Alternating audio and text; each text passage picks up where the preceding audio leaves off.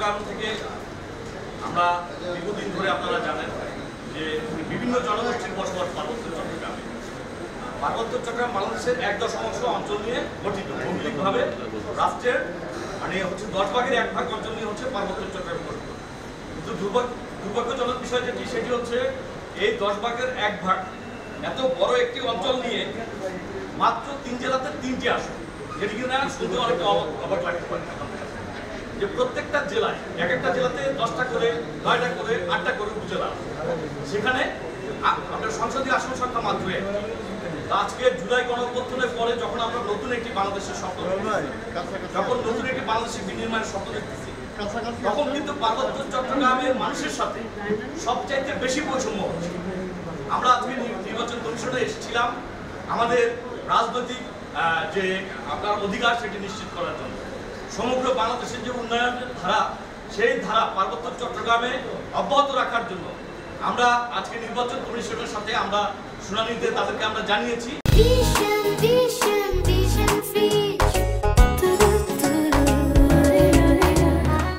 যাতে পার্বত্য চট্টগ্রামের এই তিন জেলায় 3টি সংসদীয় আসন তারা যাতে বাড়িয়ে 8টিতে করে এবং এই 8টি আসন পার্বত্য চট্টগ্রামের উন্নয়নের ধারা যাতে অব্যাহত থাকে, এই জন্য আমরা তাদেরকে একটি আবেদন আমরা জানিয়েছি। কিন্তু অত্যন্ত দুঃখজনক বিষয় যেটি সেটি দেখলাম আসলে এই কমিশন আমাদের কথাগুলি খুব বেশি গুরুত্ব সহকারে হয়তো ওনারা শুনেননি, কারণ সারাদিন এই শুনানি শুনতে শুনতে হয়তো ওনারা বিরক্ত হয়ে গেছে।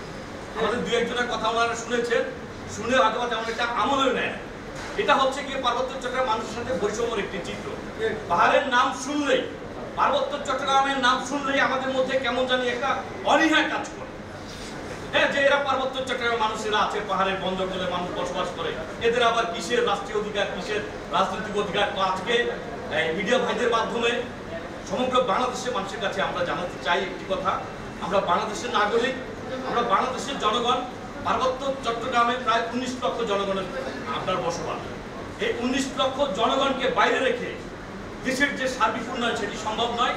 আমরা যদি নতুনভাবে বাংলাদেশকে আমরা বিনির্মাণ করতে চাই, আমরা যদি আপনার নতুন যে বাংলাদেশের নতুন বন্দোবস্ত বলছি, নতুন বৈষম্যমুক্ত বাংলাদেশের কথা যখন বলছি, তখন যদি আমাদেরকে বৈষম্য দূর করতে হয়, সর্বপ্রথম পার্বত্য চট্টগ্রামের জনমানুষের এই যে রাজনৈতিক অধিকার সেটি নিশ্চিত করে প্রতিষ্ঠা করতে হবে বলে আমরা মনে করি। আমরা নির্বাচন কমিশনের কাছে, সরকারের কাছে, আমরা ইন্টারিয়াম সরকারের কাছে, আমরা পার্বত্য চট্টগ্রামের মানুষের সকল জনগণের পক্ষ থেকে একটি দাবি আজকে জানাতে চাই, সেটি হচ্ছে এই যে পার্বত্য চট্টগ্রামের 3টি জেলায় মাত্র 3টি সংসদীয় আসনকে 8টি আসন উন্নতি করে পার্বত্য চট্টগ্রামের মানুষের নাগরিক অধিকার সমন্বিত রাখা। ধন্যবাদ।